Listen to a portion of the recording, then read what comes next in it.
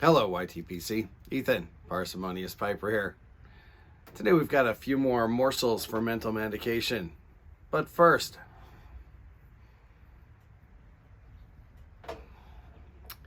in a Pipe by Lee 3-star bent poker, I have a sample of Cornell and Deal Red Stag, courtesy of Paul, Papa Bear's Nook. Red Stag is it is an Oriental forward English.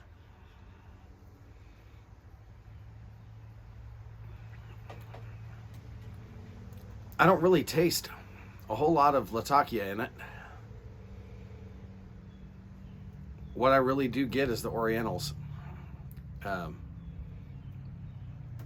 It's good, but it does not have the complexity that you might want from an English blend. I'm not getting, like I said, not getting the Latakia really at all. There's a light sweetness from the Virginias, or that maybe that's the Latakia, but I'm not getting what I think of as an English taste to it. It's an Oriental, but not a bad blend. Let's dive in. Our current administration has decided that within the Department of Homeland Security, we need a division that is going to fight and monitor disinformation. As Orwellian as that sounds, having the government decide what is and isn't disinformation, the choice of persons to head this this new group is even more Orwellian, and it's just perfect for this admin. Nina Jankowicz may be best known during the last election cycle for being one of the talking heads that was frequently trotted out on leftist liberal news stations and quoted in newspapers as saying that the Hunter Biden laptop story was, in fact, disinformation. Now those same left-leaning news outlets, including the New York Times, the Washington Post, etc., have acknowledged that, in fact, the Hunter Biden laptop story was not disinformation. And Quinnipiac and other polling indicates that if registered voters had known during the election cycle that it was not disinformation, that it was, in fact, a story, Trump may have won in a landslide. Disinformation. Yes, she's qualified. Scary. It's funny, one of our left-leaning news outlets has a slogan that says democracy dies in darkness. They say that just before they turn out the lights.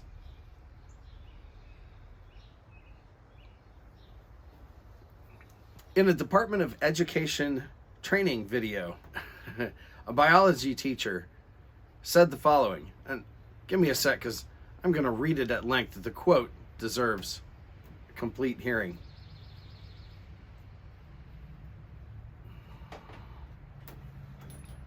I quote,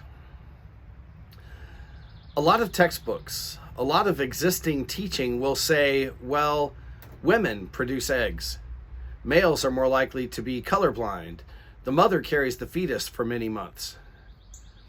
In some ways that we can show our support for trans and non-binary students, just to clean up that language, be more precise. We can be more accurate and be more inclusive. So I would say no, it's not women that produce eggs, it's ovaries that produce eggs. That's accurate. That's precise. We're acknowledging that not all women produce eggs, and also not all egg producers are women, for example." End quote. Yes, apparently there are some humans out there who have ovaries who are not women.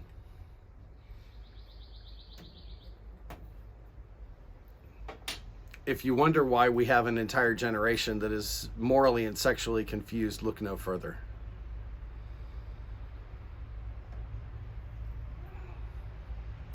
Following along with the Biden administration. The Biden administration is proposing a massive student debt forgiveness scheme. Massive, massive, massive. On the surface, this sounds like a nice thing.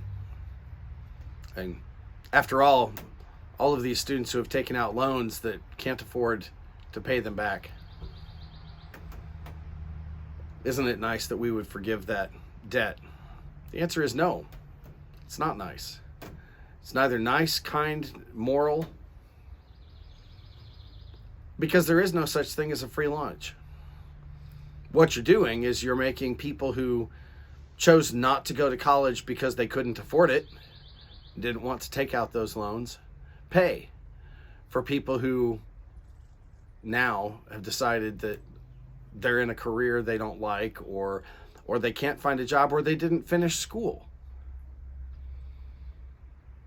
You're making people who made responsible decisions pay through their taxes for people who made irresponsible decisions. No, that's not kind. In many cases, you're going to make blue-collar workers pay for the student loans of people who are, over their lifetimes, going to make many, many, many times what those blue-collar workers are going to make. That's not kind. That's not moral. Sorry, it's not. Worse, maybe, you're going to teach the same people who are having their loans forgiven, just continue making poor decisions and somebody will bail you out. You don't have to pay or make up for mistakes that you've made. It's okay. Somebody will be there. Nanny government.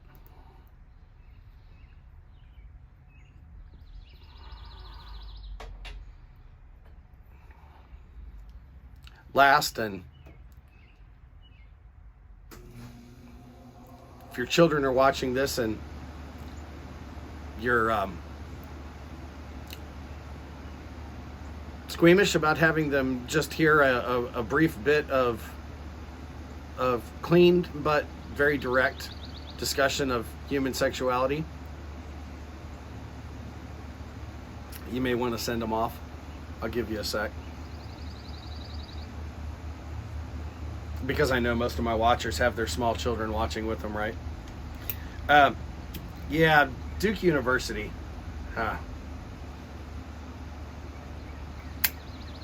Used to be so respectable. Oriental coming out on the relight too. That's nice. At a recent talk about teenage sexuality and teenage transsexual transitions, Marcy Bowers, a trans-affirming doctor who is himself a post-op male to female transgender and works directly in the field. He is a did I say trans-affirming?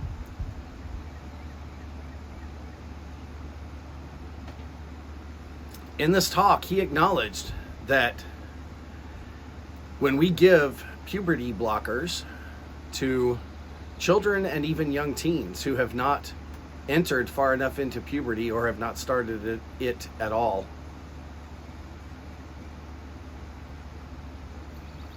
the likelihood of those individuals ever achieving orgasm is virtually zero. Ever. So not only setting aside the moral issue of transgenderism as a whole, but we are encouraging children to transition. We are calling people who want to block the use of hormone blockers, puberty blockers, so to say, on children.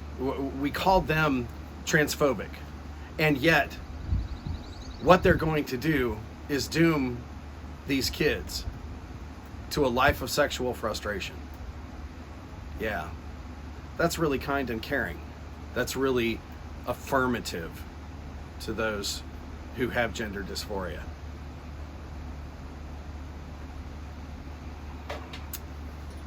Not loving at all.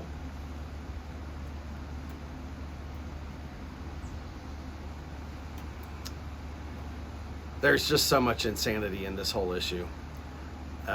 Leave the kids out of it. Just leave them out. Let them make up their minds later on when they're adults and they've had at least some time to think about it as adults. With that, folks, it's a beautiful North Carolina day. A little muggy. We had quite a bit of rain yesterday. But it is sunny, light puffy clouds. It is gorgeous. Light something you like. Enjoy your afternoon.